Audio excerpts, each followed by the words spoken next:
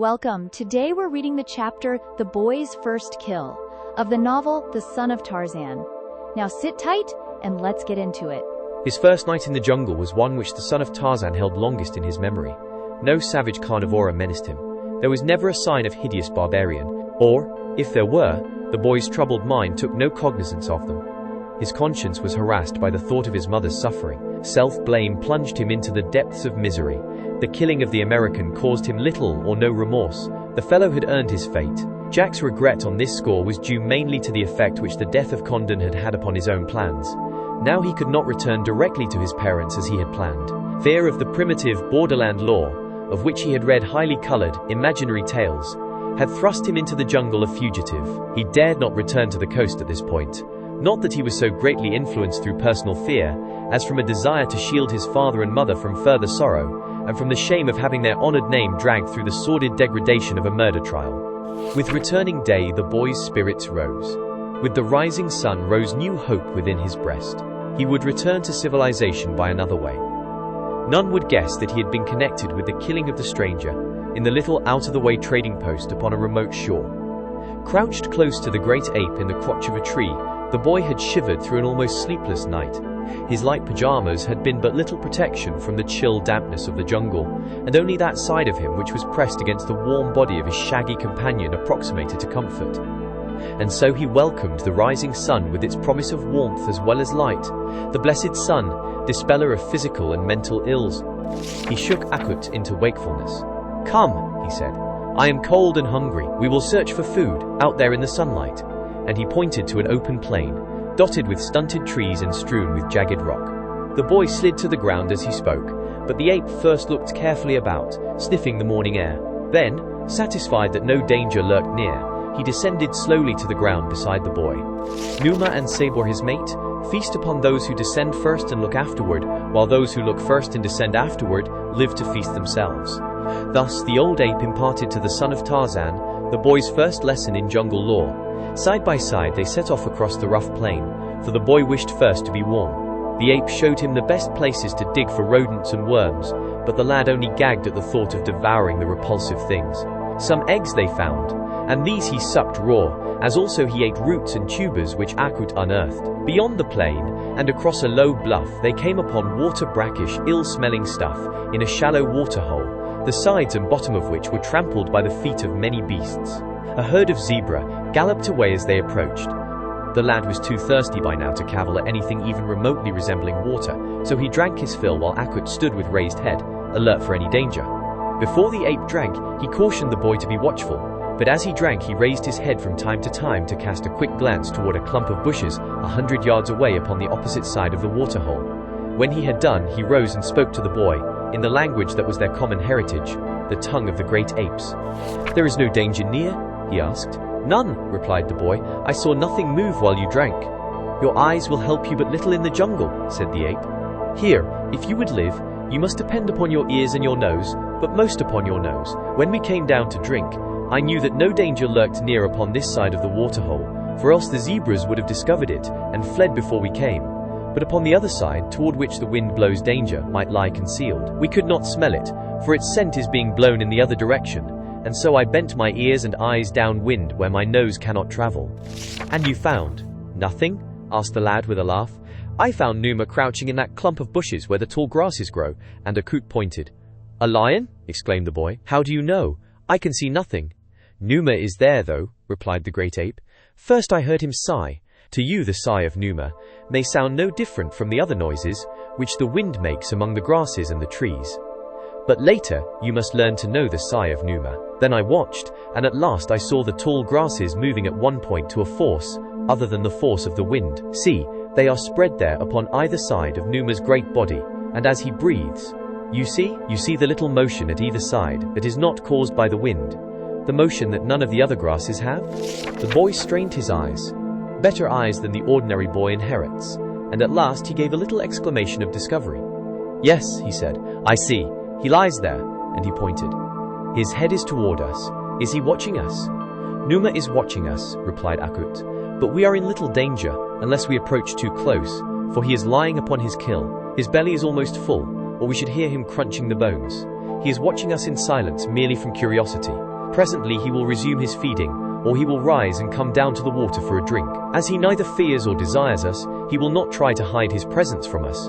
But now is an excellent time to learn to know Numa, for you must learn to know him well if you would live long in the jungle. Where the great apes are many, Numa leaves us alone. Our fangs are long and strong, and we can fight. But when we are alone and he is hungry, we are no match for him. Come, we will circle him, and catch his scent. The sooner you learn to know it, the better, but keep close to the trees, as we go around him, for Numa often does that which he is least expected to do. And keep your ears and your eyes and your nose open. Remember always, that there may be an enemy behind every bush, in every tree, and amongst every clump of jungle grass. While you are avoiding Numa, do not run into the jaws of Sabor, his mate. Follow me. And Akut set off in a wide circle about the waterhole and the crouching lion. The boy followed close upon his heels, his every sense upon the alert, his nerves keyed to the highest pitch of excitement. This was life. For the instant he forgot his resolutions of a few minutes past, to hasten to the coast at some other point than that at which he had landed, and make his way immediately back to London. He thought now only of the savage joy of living, and of pitting one's wits and prowess against the wiles and might of the savage jungle brood, which haunted the broad plains and the gloomy forest isles of the great, untamed continent. He knew no fear. His father had had none to transmit to him, but honor and conscience he did have, and these were to trouble him many times as they battled with his inherent love of freedom for possession of his soul. They had passed but a short distance to the rear of Numa, when the boy caught the unpleasant odor of the carnivore. His face lighted with a smile. Something told him that he would have known that scent, among a myriad of others, even if Akut had not told him that a lion lay near. There was a strange familiarity, a weird familiarity in it that made the short hairs rise at the nape of his neck, and brought his upper lip into an involuntary snarl that bared his fighting fangs. There was a sense of stretching of the skin about his ears, for all the world as though those members were flattening back against his skull in preparation for deadly combat. His skin tingled. He was aglow with a pleasurable sensation that he never before had known. He was, upon the instant, another creature wary, alert, ready. Thus did the scent of Numa, the lion, transform the boy into a beast. He had never seen a lion. His mother had gone to great pains to prevent it, but he had devoured countless pictures of them, and now he was ravenous to feast his eyes upon the king of beasts in the flesh. As he trailed Akut, he kept an eye cocked over one shoulder, rearward, in the hope that Numa might rise from his kill and reveal himself. Thus it happened that he dropped some little way behind Akut, and the next he knew he was recalled suddenly to a contemplation of other matters than the hidden Numa by a shrill scream of warning from the ape. Turning his eyes quickly in the direction of his companion, the boy saw that, standing in the path directly before him, which sent tremors of excitement racing along every nerve of his body, with body half merging from a clump of bushes in which she must have lain hidden, stood a sleek and beautiful lioness. Her yellow-green eyes were round and staring, boring straight into the eyes of the boy. Not 10 paces separated them. 20 paces behind the lioness stood the great ape, bellowing instructions to the boy and hurling taunts at the lioness in an evident effort to attract her attention from the lad, while he gained the shelter of a nearby tree. But Sabor was not to be diverted. She had her eyes upon the lad. He stood between her and her mate, between her and the kill. It was suspicious. Probably he had ulterior designs upon her lord and master, or upon the fruits of their hunting. A lioness is short-tempered. Akut's bellowing annoyed her. She uttered a little rumbling growl, taking a step toward the boy. "The tree!" screamed Akut. The boy turned and fled, and at the same instant the lioness charged. The tree was but a few paces away. A limb hung 10 feet from the ground, and as the boy leaped for it, the lioness leaped for him. Like a monkey he pulled himself up, and to one side. A great forepaw caught him a glancing blow at the hips, just grazing him. One curved talon hooked itself into the waistband of his pajama trousers, ripping them from him as the lioness sped by. Half naked the lad drew himself to safety, as the beast turned and leaped for him once more. Akut, from a nearby tree, jabbered and scolded, calling the lioness all manner of foul names. The boy, patterning his conduct after that of his preceptor, unstoppered the vials of his invective upon the head of the enemy, until in realization of the futility of words as weapons he bethought himself of something heavier to hurl. There was nothing but dead twigs and branches at hand, but these he flung at the upturned, snarling face of Sabor, just as his father had before him 20 years ago, when as a boy he too had taunted and tantalized the great cats of the jungle. The lioness fretted about the bole of the tree for a short time, But finally, either realizing the uselessness of her vigil, or prompted by the pangs of hunger, she stalked majestically away and disappeared in the brush that hid her lord, who had not once shown himself during the altercation. Freed from their retreat, Akut and the boy came to the ground, to take up their interrupted journey once more. The old ape scolded the lad for his carelessness. "Had you not been so intent upon the lion behind you, you might have discovered the lioness much sooner than you did. But you passed right by her without seeing her," retorted the boy. Akut was chagrined. "It is thus," he said, "that jungle folk die. We go cautiously for a lifetime, and then, just for an instant, we forget, and—" he ground his teeth in mimicry of the crunching of great jaws in flesh. "It is a lesson," he resumed. "You have learned that you may not for too long keep your eyes and your ears and your nose all bent in the same direction." That night, the son of Tarzan was colder than he ever had been in all his life. The pajama trousers had not been heavy, but they had been much heavier than nothing. And the next day he roasted in the hot sun, for again their way led much across wide and treeless plains. It was still in the boy's mind to travel to the south, and circle back to the coast in search of another outpost of civilization. He had said nothing of this plan to Akut, for he knew that the old ape would look with displeasure upon any suggestion that savored of separation. For a month, the two wandered on, the boy learning rapidly the laws of the jungle, his muscles adapting themselves to the new mode of life that had been thrust upon them. The thews of the sire had been transmitted to the son. It needed only the hardening of use to develop them. The lad found that it came quite naturally to him to swing through the trees.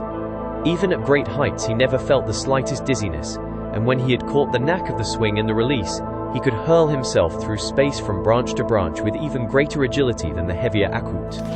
And with exposure came a toughening and hardening of his smooth white skin, browning now beneath the sun and wind. He had removed his pajama jacket one day to bathe in a little stream that was too small to harbor crocodiles, and while he and Akut had been disporting themselves in the cool waters, a monkey had dropped down from the overhanging trees, snatched up the boy's single remaining article of civilized garmenture, and scampered away with it. For a time Jack was angry, but when he had been without the jacket for a short while, he began to realize that being half-clothed is infinitely more uncomfortable than being entirely naked. Soon he did not miss his clothing in the least, and from that he came to revel in the freedom of his unhampered state.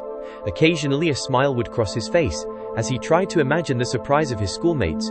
Could they but see him now, they would envy him.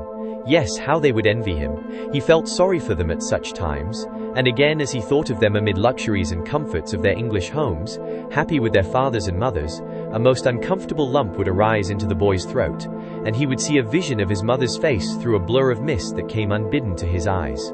Then it was that he urged Akut onward, for now they were headed westward toward the coast. The old ape thought that they were searching for a tribe of his own kind, nor did the boy disabuse his mind of this belief. It would do to tell Akut of his real plans when they had come within sight of civilization. One day, as they were moving slowly along beside a river, they came unexpectedly upon a native village. Some children were playing beside the water. The boy's heart leaped within his breast at sight of them. For over a month he had seen no human being. What if these were naked savages? What if their skins were black? Were they not creatures fashioned in the mold of their maker, as was he? They were his brothers and sisters. He started toward them. With a low warning, Akut laid a hand upon his arm to hold him back. The boy shook himself free, and with a shout of greeting ran forward toward the ebon players. The sound of his voice brought every head erect. Wide eyes viewed him for an instant, and then, with screams of terror, the children turned and fled toward the village. At their heels ran their mothers, and from the village gate, in response to the alarm, came a score of warriors, hastily snatched spears and shields ready in their hands. At sight of the consternation he had wrought, the boy halted. The glad smile faded from his face as with wild shouts and menacing gestures the warriors ran toward him. Akut was calling to him from behind to turn and flee, telling him that the blacks would kill him. For a moment he stood watching them coming, then he raised his hand with the palm toward them in signal for them to halt, calling out at the same time that he came as a friend, that he had only wanted to play with their children. Of course they did not understand a word that he addressed to them, and their answer was what any naked creature who had run suddenly out of the jungle upon their women and children might have expected: a shower of spears. The missiles struck all about the boy, but none touched him. Again his spine tingled, and the short hairs lifted at the nape of his neck and along the top of his scalp. His eyes narrowed. Sudden hatred flared in them to wither the expression of glad friendliness that had lighted them but an instant before. With a low snarl, quite similar to that of a baffled beast, he turned and ran into the jungle. There was Akut awaiting him in a tree. The ape urged him to hasten in flight, for the wise old anthropoid knew that they too, naked and unarmed, were no match for the sinewy black warriors who would doubtless make some sort of search for them through the jungle. But a new power moved the son of Tarzan. He had come with a boy's glad and open heart to offer his friendship to these people who were human beings like himself. He had been met with suspicion and spears. They had not even listened to him. Rage and hatred consumed him. When Akut urged speed, he held back. He wanted to fight, yet his reason made it all too plain that it would be but a foolish sacrifice of his life to meet these armed men with his naked hands and his teeth.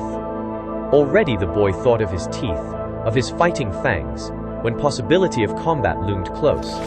Moving slowly through the trees, he kept his eyes over his shoulder, though he no longer neglected the possibilities of other dangers which might lurk on either hand or ahead. His experience with the lioness did not need a repetition to ensure the permanency of the lesson it had taught. Behind, he could hear the savages advancing with shouts and cries. He lagged further behind until the pursuers were in sight. They did not see him, for they were not looking among the branches of the trees for human quarry. The lad kept just ahead of them. For a mile perhaps they continued the search, and then they turned back toward the village. Here was the boy's opportunity, that for which he had been waiting, while the hot blood of revenge coursed through his veins until he saw his pursuers through a scarlet haze. When they turned back, he turned and followed them. Akut was no longer in sight. Thinking that the boy followed, he had gone on further ahead. He had no wish to tempt fate within range of those deadly spears. Slinking silently from tree to tree, the boy dogged the footsteps of the returning warriors. At last, one dropped behind his fellows as they followed a narrow path toward the village. A grim smile lit the lad's face. Swiftly he hurried forward until he moved almost above the unconscious black stalking him as Sheeta, the panther, stalked his prey, as the boy had seen Sheeta do on many occasions. Suddenly and silently he leaped forward and downward upon the broad shoulders of his prey. In the instant of contact, his fingers sought and found the man's throat. The weight of the boy's body hurled the black heavily to the ground, the knees in his back knocking the breath from him as he struck. Then, a set of strong white teeth fastened themselves in his neck, and muscular fingers closed tighter upon his windpipe. For a time, the warrior struggled frantically, throwing himself about in an effort to dislodge his antagonist.